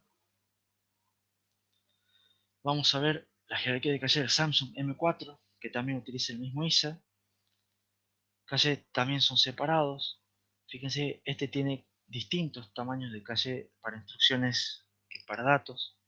El caché de instrucciones es de 64 kilobytes asociativo por conjunto de 4 vías con bloques de 128 bytes. Fíjense, tiene bloques más grandes.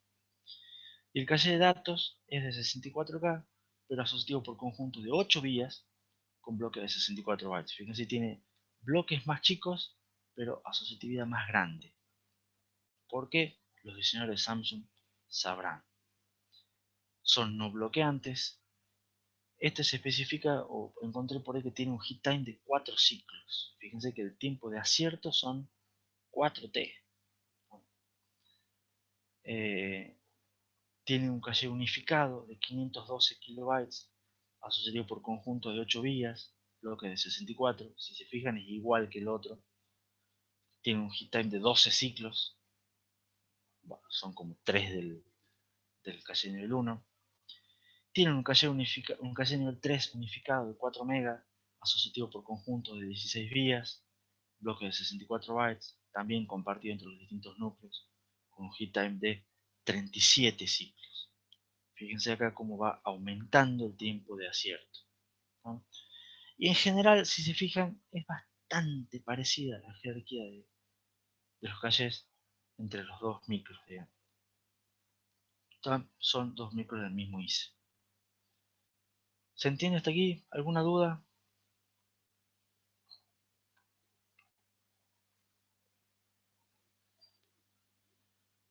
Acá les cuento cómo es un poco la jerarquía de XY del Intel Core i7 de décima generación. Son de los más nuevitos que hay hoy en día en el mercado. También tienen caché de nivel 1 separados.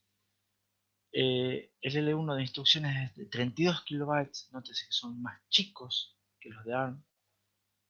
El L1 de datos de 48 kilobytes, también más chico. Y sobre todo, este décima generación es el primero que incrementa el tamaño del caché de nivel 1 de datos. Todas las generaciones anteriores tienen un caché de L1 de datos igual que el L1 de instrucciones, son de 32 kilobytes. O sea, mantienen fijo desde hace 10 años por lo menos el tamaño del caché de los caché L1, la arquitectura de Intel. Los dos son asociados por conjunto de 8 vías, son más que los de ARM, con bloque de 64 bytes igual que ARM. Tiempo de hit 4 ciclos igual que el otro. El L2 es unificado de 512 kilobytes, asociado por conjunto de 4 vías, con bloque de 64 bytes, con un tiempo de hit de 10 ciclos. Fíjense que acá es bastante parecido a los que vimos de ARM. El L3 es unificado. Acá sí tiene una diferencia. Los de Intel, en vez de tener cachés de, fíjense cómo eran los otros, de 4 MB unificados, acá Intel se da el lujo y pone hasta 16 MB de caché de nivel 3, asociativos por conjunto de 16 vías, un bloque de 64 bytes. Fíjense que siempre el tamaño del bloque en general es constante. Esto es compartido entre los distintos núcleos, igual que los que vimos de ARM, con un tiempo de hit de 35 ciclos. Todos son writeback, no hay ninguno write-through, y todos son no bloqueantes también, ¿no? Y después vamos a ver lo que es la jerarquía de caché de AMD. Esto es un Ryzen 3900 que salió el año pasado.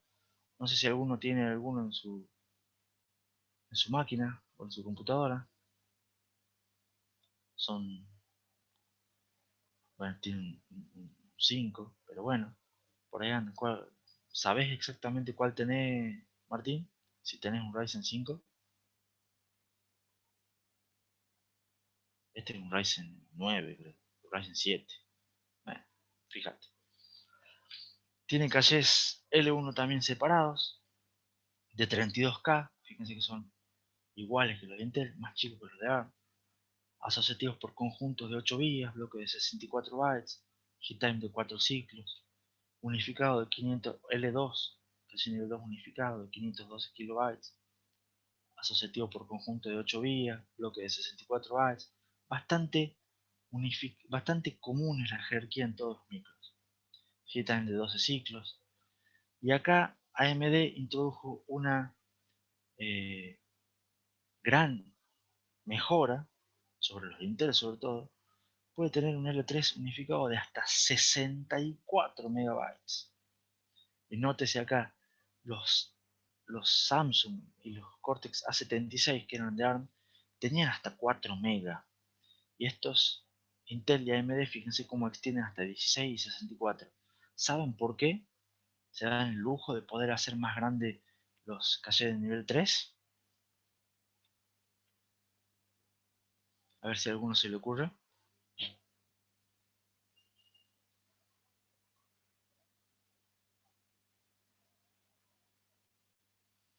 ¿Por qué Intel y AMD se pueden dar el lujo de poner caches de nivel 3 más grandes para minimizar aún más la tasa de fallos? La respuesta es por una cuestión de costo y consumo de energía. Los cachés, yo les dije, son caros y ocupan mucha área y consumen mucha energía. Los procesadores de Intel y de AMD que les estoy contando son procesadores pensados para máquinas de escritorio o notebooks eventualmente, donde ustedes las tienen enchufadas o tienen una duración relativamente alta. Los procesadores Cortex A76 y el Samsung está pensado para celulares, donde trabajan con baterías. Entonces el consumo de energía es crítico. Eh, bueno, compartido también, heat time de 40 ciclos, todos right back. Y fíjense esta otra pregunta también. Todos los micros que estamos viendo tienen un tiempo de acierto del caché de nivel 1, o sea, el de primer nivel, de 4 ciclos. Eso no es un problema. O sea, fíjense, yo les dije antes que el tiempo de acierto de caché de nivel 1 es crítico para el pipeline. Y ahora les digo que en realidad demora 4T para hacer un acierto en el caché de nivel 1. ¿No es un problema? ¿Qué opinan?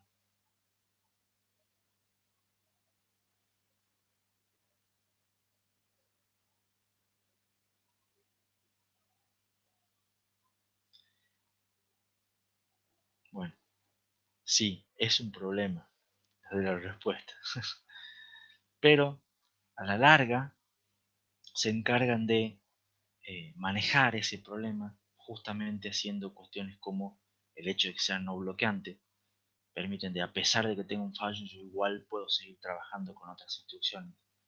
Y además, al hecho de que sea 4 ciclos, hacen que todos los accesos sean, recuerden que todos estos procesadores son super pipelining, o sea, tienen 17 etapas, 20 etapas, un número así.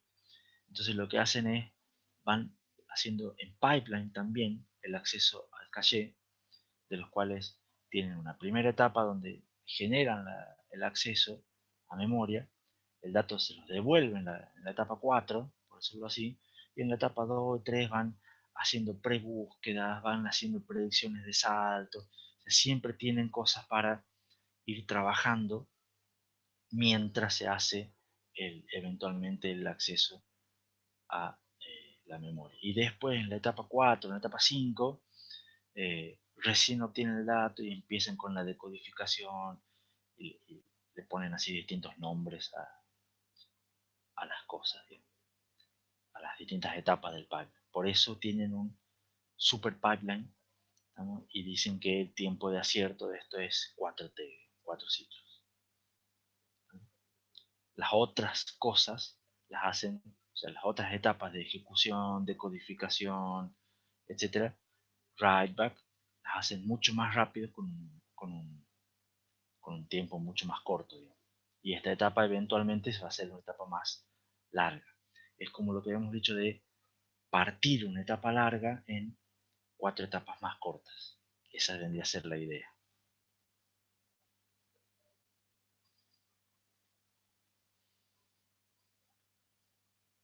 ¿Se entendió? ¿Algo? Más o menos.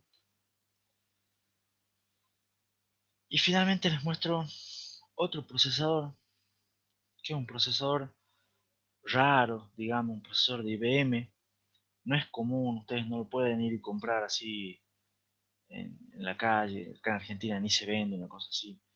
Pero es un procesador que se vende directamente en mainframes de IBM, que IBM todavía sigue vendiendo mainframes y sigue vendiéndolos bien a los mainframes y sigue en algunos nichos de mercado, tienen mucha popularidad.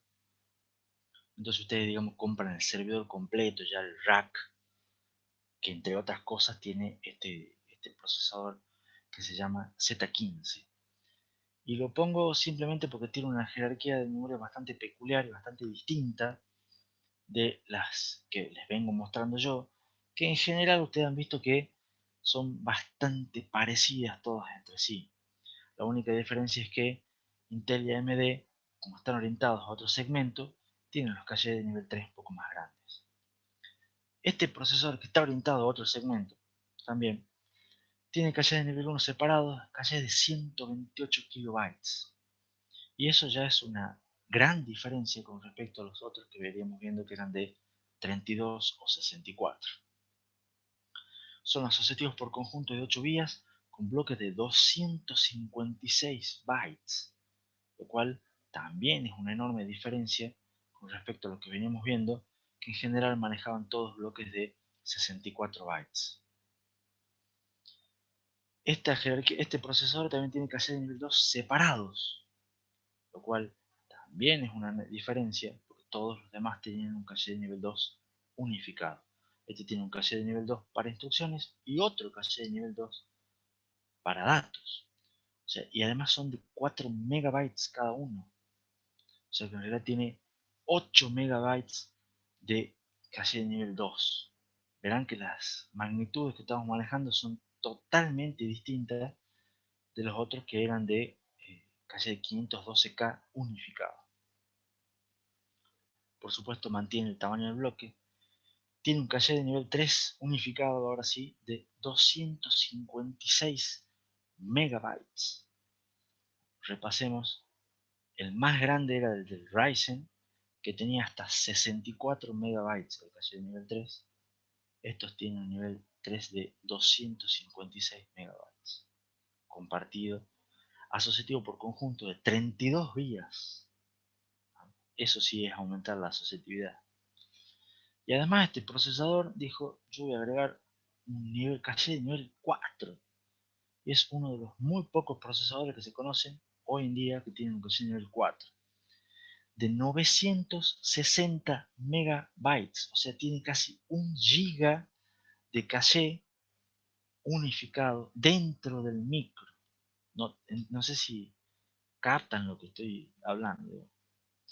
Es compartido y es asociativo por conjunto de 60 vías. Curiosamente no sé por qué 60 y no 64 vías, pero bueno, será alguna cuestión tecnológica.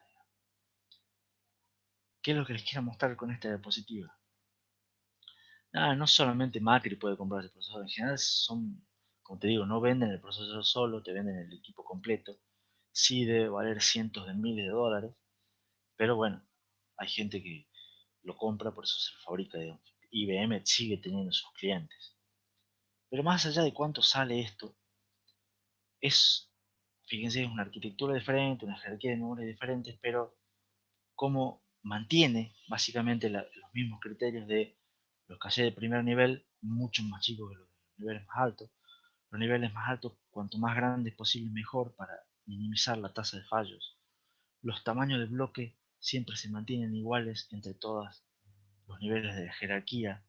van viendo cómo, a pesar de que es algo totalmente diferente de lo que es mainstream, tanto para celulares como para PCs, eh, los criterios y las bases se mantienen, y cómo diseñar la jerarquía de memoria se mantiene igual con el mismo criterio para todos. Eso es lo que les quería mostrar con algo totalmente diferente. ¿Se entendió la idea? Bueno, en el chat Martín me cuenta que él tiene un Ryzen 5 2500, lo cual es un lindo micro, pero es más chiquito que el que les acabo de mostrar yo por la duda. En 3900, que es creo que lo mejor que hay en Ryzen, digamos, Ryzen no sé si un 7 o 9, digamos. No, no, está claro, yo tampoco tengo una máquina así, digamos, pero es para que comparen procesadores nuevos, digamos, los mejorcitos que hay hoy en día, o casi. Bueno, me queda hacer el resumen final. ¿Qué vimos en este tema? Las memorias caché son una parte fundamental de la jerarquía de memorias de un sistema. Se basan en el principio de localidad, a su vez tiene localidad temporal, localidad espacial, y su principal objetivo es cerrar la enorme brecha de performance entre los procesadores y la memoria principal, la famosa memory wall, la pared de memoria, que es crítica, digamos, a nivel performance. Vimos muchas cuestiones de terminología, vimos lo que es un acierto, un fallo, tiempo de acierto, tasa de fallo, penalidad en caso de fallo, tiempo medio de acceso a memoria. Todos esos términos los tienen que manejar eh, a partir de ahora de manera totalmente natural y fluida. Vimos cómo influye la jerarquía de memorias en la ecuación, nuestra ecuación de tiempo de ejecución del procesador.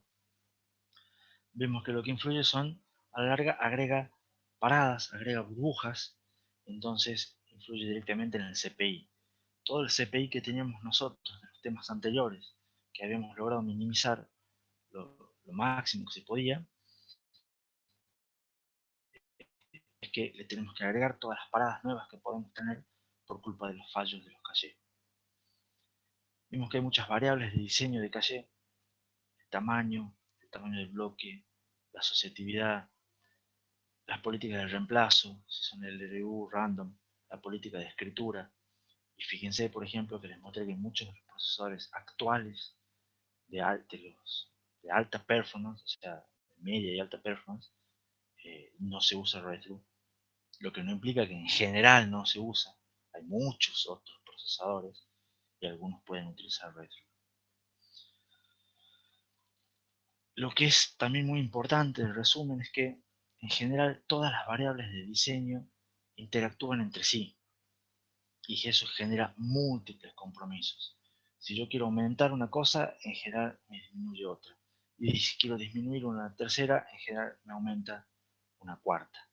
Y eso están permanentemente interactuando. La elección óptima, ¿de qué depende? De la traza de memoria. O sea, depende, no hay una solución general para todos los casos. Entonces ustedes deberían agarrar el benchmark que ustedes quieren optimizar, digamos, yo trabajo en una empresa que ejecuta siempre este programa, entonces con este programa obtenemos esta traza de memoria y con esa traza de memoria veo cuál es la mejor jerarquía adecuada para ello. Eso, fíjense, es lo que hace IBM. IBM con sus clientes, sus programas, sus compiladores, define cuál es su mejor traza o cómo es la traza y diseña su jerarquía de memoria. ¿Vamos? Vimos las 3C, los tres tipos de fallos: fallos inevitables, fallos por conflicto, fallos por capacidad. Vimos cómo ayudan a identificar los problemas que puede haber en una jerarquía de memoria y cómo en base a identificar el problema podemos mejorar la, el parámetro correspondiente. Y les mostré después, hoy vimos varias técnicas para reducir la tasa de fallos, otras tantas para reducir la penalidad por fallo, pero cuál es la más importante y la más común son los cachés multinivel porque es lo que vimos que más se usa en el mercado. Me queda la diapositiva de agradecimiento y con eso hemos terminado el tema 11 de calle. Dice José María, ahora entiendo por qué el quiz iba a ser el miércoles. No puede haber varios motivos. Lo podríamos haber hecho hoy, podríamos haber hecho cosas. Sí, fue un tema largo el tema de calle. Si no me equivoco, es el más largo de toda la materia. Y además es uno que en particular les cuesta bastante. Por eso tenemos el laboratorio y después tenemos un práctico de calle. O sea, este tema lo tomamos 2 veces, por decirlo así, es como ISA. Eh, es una cuestión que el primero el laboratorio los tiene que ayudar, de cierto modo, a entender el calle, y después, si lo han entendido, después le tomamos el práctico de calle. Esa es más o menos la idea y la estructura. Le hago una pregunta, ¿se escuchó mejor esta segunda mitad con respecto a la primera?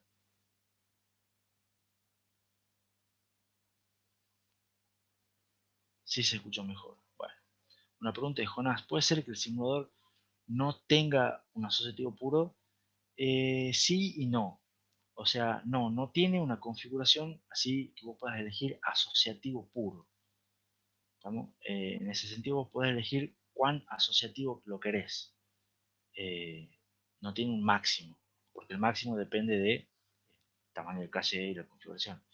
Entonces vos, tocando los otros parámetros de tamaño y de cantidad de bloques, vos podés llegar a tener uno que eventualmente tenga un solo bloque, y ese, si tiene un solo bloque y es asociativo, va a ser un asociativo puro. ¿Se entiende?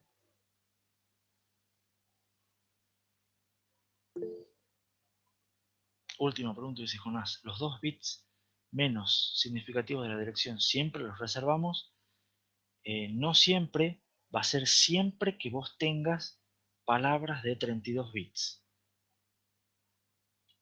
Entonces, si vos vas a trabajar siempre con palabras de 32 bits, los 2 bits menos significativos son iguales a 0. Si vos no trabajás con palabras de 32 bits, entonces no.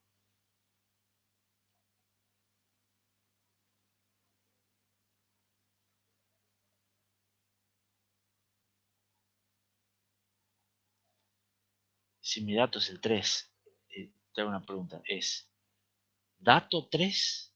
¿Palabra 3? Es distinto, digamos. Vos accedes vos accedes a la tercera palabra. Si vos accedes a la palabra 3 y las palabras son de 4 bytes, o sea, son palabras de 32 bits, muy probablemente la palabra 3 esté en la dirección 12. Entonces tenga los 2 bits menos significativos en 0.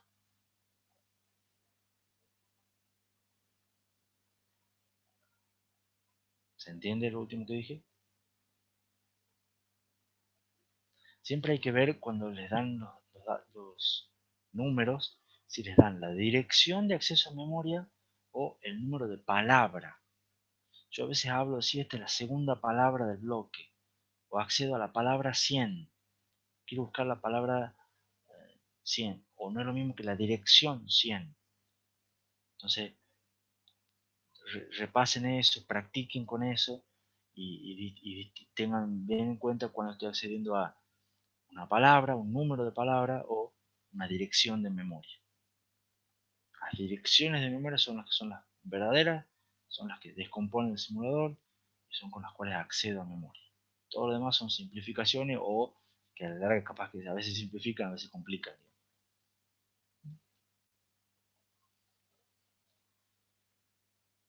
Bueno, yo por lo pronto voy a dejar de grabar y vamos a empezar a despedir.